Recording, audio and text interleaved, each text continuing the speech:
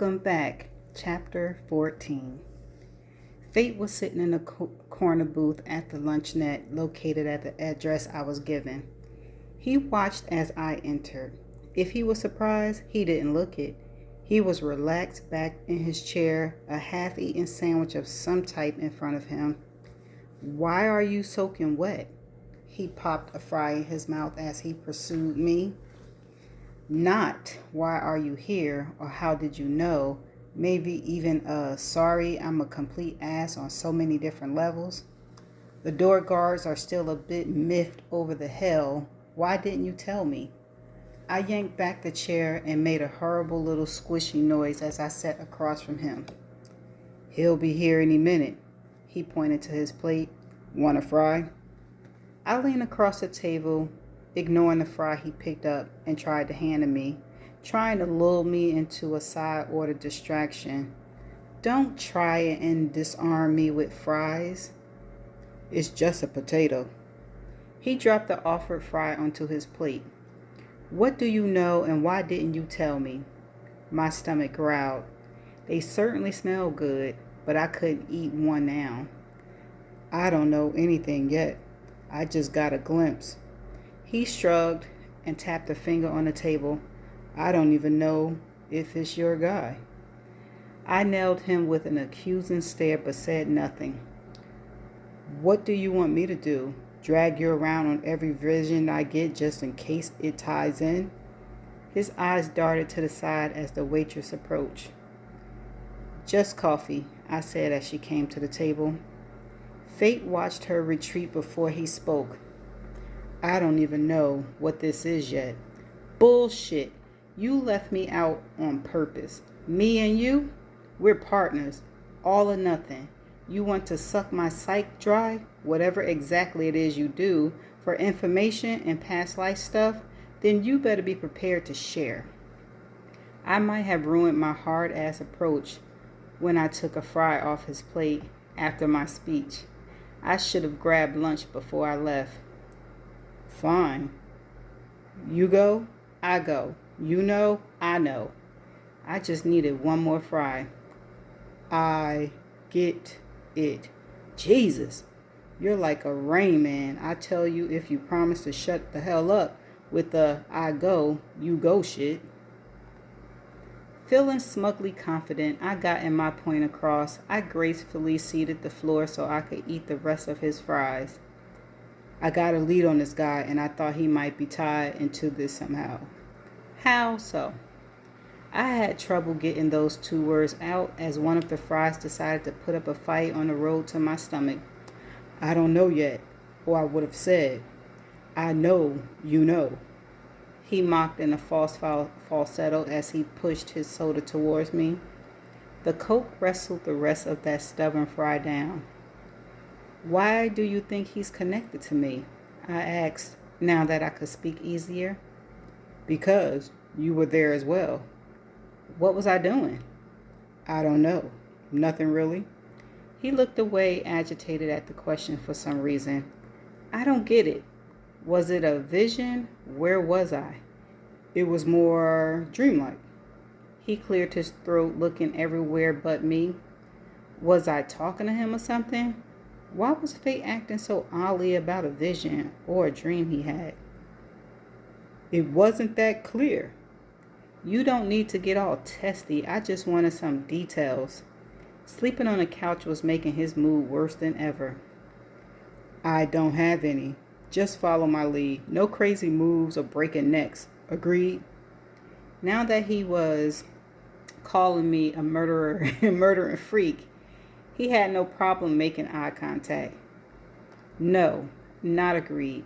This is a mass murder we're talking about. Isn't my job even in the score? Why wouldn't I? If he's the guy, he deserves it." He leaned forward, halfway across the table now. "No, killing." Something about this scene jarred my brain, and I had one of those perfect moments of clarity. The kind where, just for a few crystal clear moments, your bias and delusions drop away and you see your reality for what it truly is. and mine scared the hell out of me. His eyes jerked quickly to the side and then back to me, a thankful distraction from the truths I'd almost been forced to contemplate. What? He's coming. Don't look. That was fairly easy since my back was to the door. The waitress placed the coffee in front of me, and I tried to busy myself so I wouldn't stare or scream, "Bloody murderer," across the room. Fate hands gripped my arm briefly. "Look now," he said. I glanced towards a man sitting a few tables away, mid-50s, balding, and wearing a gray suit. If I were a normal human, I wouldn't have looked twice at him. But I wasn't anymore, and there was something slightly off about this man. He was like that odd piece of broccoli that showed up in your pepper steak order every now and then. I looked back at Fate and squinted my eyes in silent acknowledgement. His face reflected my own expression. "You ever see him before?" he asked. "No, never." "You sure?" There was a heaviness in his words. "I'm positive. Why?" He looked back at the guy and then me again. When he walked in, it looked like he recognized you. "Don't squint at me like that. I'm lying." "Don't squint at me like I'm lying." He leaned forward. "You better not be." "Great. Here we go again with the threats," I said mockingly to hide the slight worry he instilled. I didn't know the guy. But what if he got it into his head I did? The clarity I felt moments before leaked over onto him a bit. I treated our situation like I knew Fate, as if there were a level of safety there because we worked together. In truth, I knew very little, and the more I found out, the less comfortable I felt. We looked at each other, coming to some unspoken agreement. I didn't trust him, and he certainly didn't trust me. Our cards were finally on the table. As weird as it was the first solid foundation we had. Our guy was sitting, minding his own business, at his table when Fate stood and pulled a couple of bills out. He laid them on the table and nodded towards the door. I looked at the guy, then shook my head and didn't get up. His eyes widened, a silent, "Come on already, I have a plan." Fine, I got up and followed him out. I stopped right outside the door. "Why are you trying to leave?" He stopped as well. "Because I want to search his car." "Ah, okay, that's a good idea." "It's the dark gray Camry." He pointed toward the luncheonette. I followed him, eager for some clues who this guy was and maybe why he decided to kill hundreds of humans in one fell swoop. Watch for him. Fate opened the passenger door and then turned and looked back at me again. "You're supposed to be watching a guy, not me." "Why?" "He can't see us, and I want to look too." I tried to step around him to get to the glove box, but he blocked me. "Searching his car right now has nothing to do with a job. His fate isn't out of whack, or his karma. There is no camouflage." His logic would make sense, except for one problem. No one saw the door guys, and that had nothing to do with me fixing someone's karma. You just want to have all the fun. The door guys are the exclusion. They never get seen, ever. Will you watch the guy now? I saw a woman carrying a child walking past us about 20 feet away. I smiled at the toddler in her arms. The child smiled back. "You believe me now?" Fate said from behind me. "Fine, hurry up." He turned back to the car as I stared through the windows. I could see the corners of the man's sleeves as he sat at the table. "Got something," Fate said behind me. "Come on." He grabbed my arm and tugged me after him towards a Chevy Impala. "Is there a particular reason you feel the need to pull me around after you?" "I don't do that," he said, then looked down and realized that was exactly what he'd been doing. He dropped his hand. "You walk slow." "No, you're just bossy. Get in." "What? No Porsche?" "Going for low key." I slid in the front passenger seat. "What did you get?" "He's at a hotel a few blocks from here." he said as he started the car. We need to come to an agreement. What kind of agreement? I don't want him killed, not right away. Tell me why. I'm going to help you, but that's my condition. What does any of this matter to you? He's not a normal human. I want to know who he is. Okay. I didn't think that was the end of the story. I knew if I were planning to stay on, I'd want to know about people like him. As far as explanations went, I could live with it. But he goes before my time is over? We pulled into the hotel parking lot a few minutes late. Fate killed the engine. You stay here and call me when you see him, he said. Why don't you stay here and call me? I suggested as I got out of the car. Why do you get all the fun stuff while I'm supposed to be the watch? Because I know what I'm doing. He's a curious case to you. He's my murderer. I want to know 100% you don't miss anything. I'm not staying down here. Neither am I. We stood in the middle of the lot staring at each other. Fine, he finally said. Take turns at the window. Agreed. We entered through the back door of the building as a guest was exiting. You know the room number? Yes. Just checking. I followed him up to the 3rd floor. This is it, he said as he stopped in front of the room 314. How do we get in? If we were on a job, it would have just opened, but we aren't.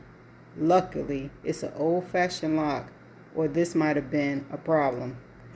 He pulled out a small metal pick from his pocket and held it up to show me. Do you normally carry those types of things around? Only when I think the occasion might arise.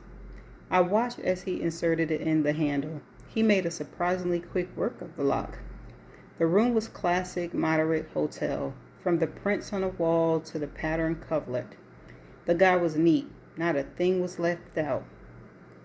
I'll take the closet, you take the drawers. I didn't give him much of a choice as I was already standing in front of it. Gray, gray, gray.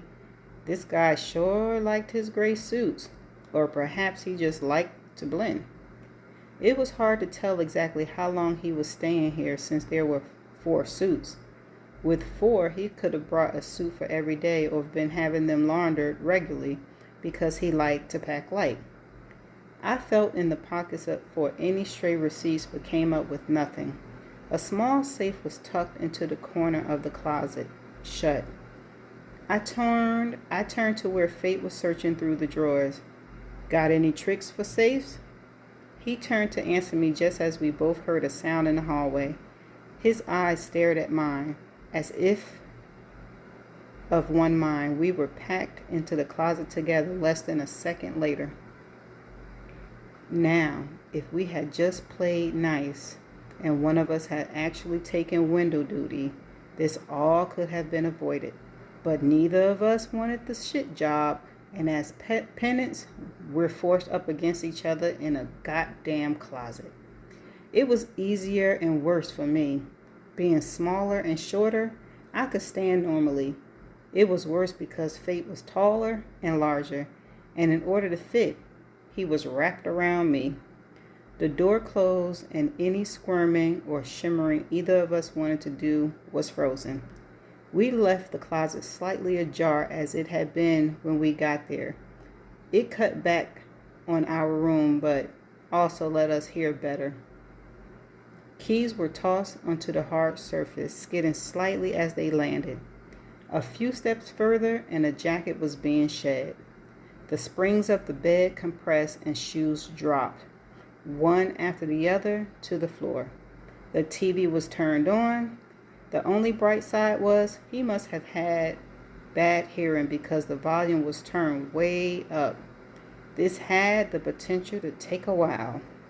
At first, he couldn't seem to settle on one channel. I tried to get as comfortable as I could with my back to Fate's front.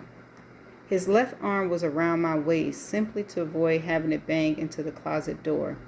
This would have been an awkward moment no matter what. But after the kiss in the forest, I was that much more aware of every point of contact we had.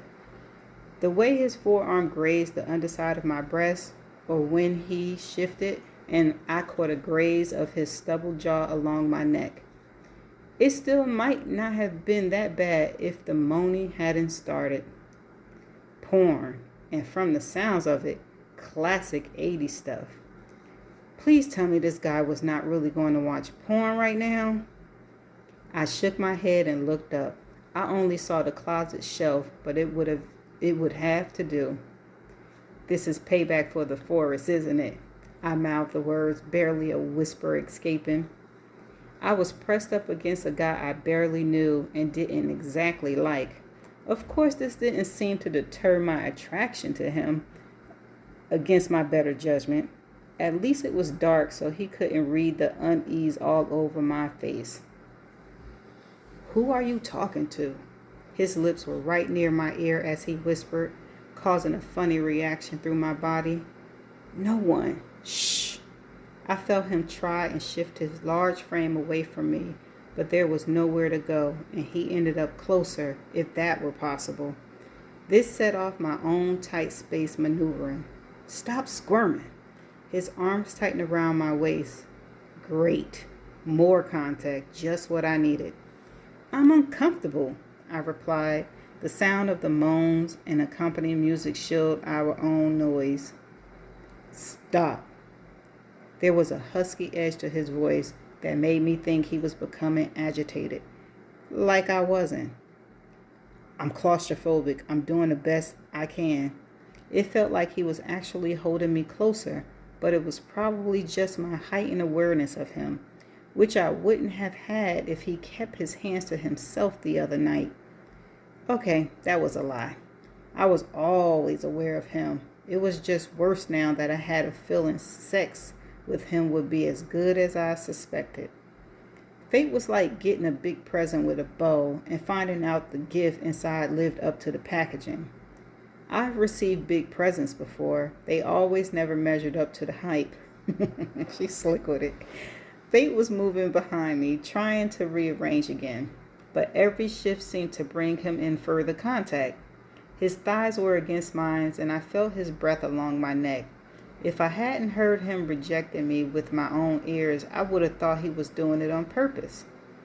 My breath was getting ragged, and the more I tried to calm down, the worse it seemed to get. What was wrong with me?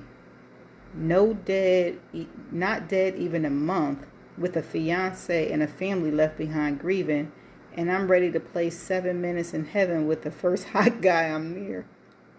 Maybe this was why luck always looked well tumbled. Was dying some sort of aphrodisiac, or was I just turning into a bit of a harlot? The TV was suddenly muted, alerting us to a change in circumstances in the room and saving me from rubbing myself up against fate in the next few minutes. With the new silence, I heard his phone ring. Yeah. The man's voice was average, blasé, just like everything else about him. No, I wasn't able to arrange it. I could hear him moving around the room, and my breath caught in my throat. My heart beat hard against my chest, waiting for him to open the closet door.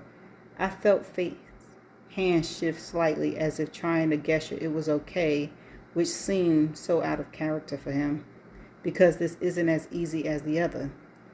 He stopped talking, and I could hear the noise coming from his phone, even in the closet, but I couldn't make out the words. No, I wasn't saying anything of the sort. I'll get it done. Another pause. You know the other one?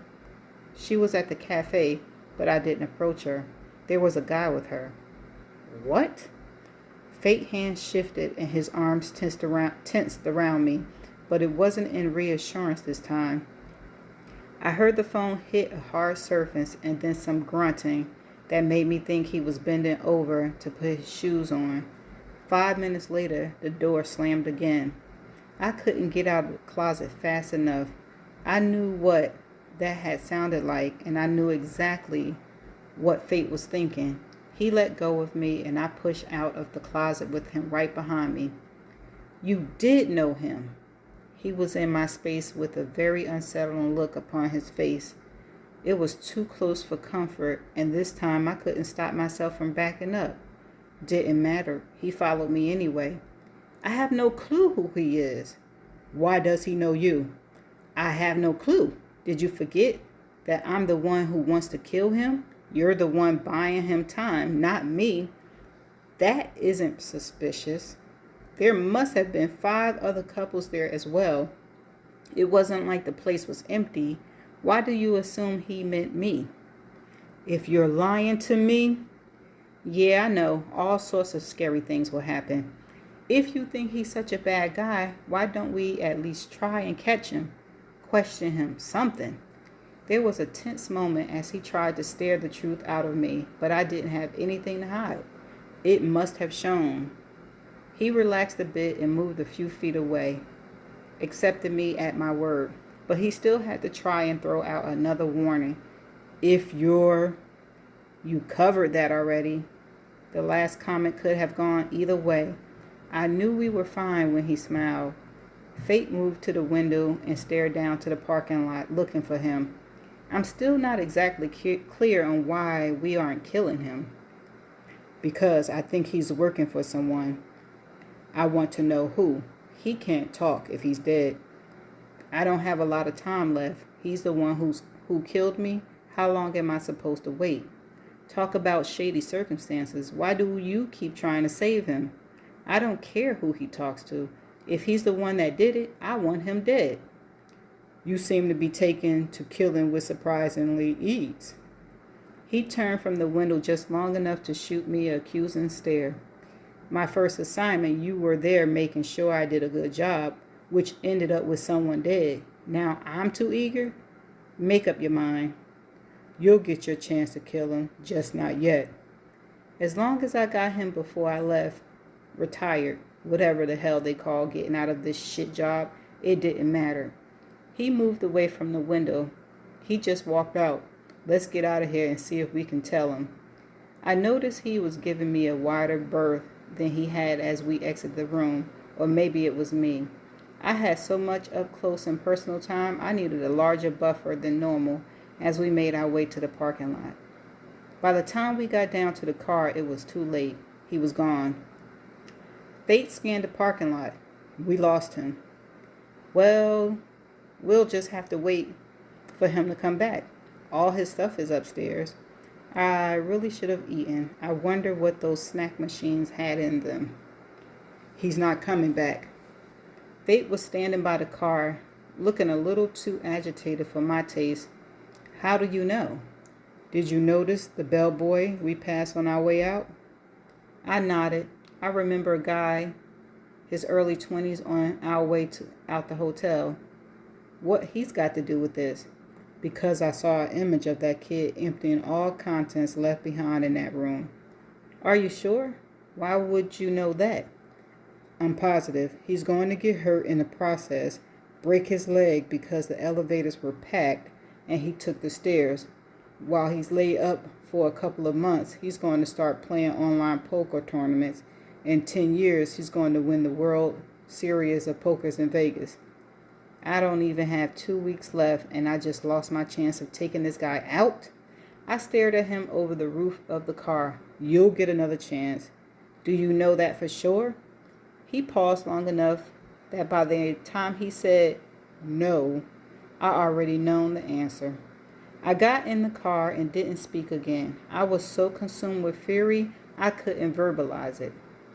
And that's the end of chapter 14. Stay tuned for the next chapter.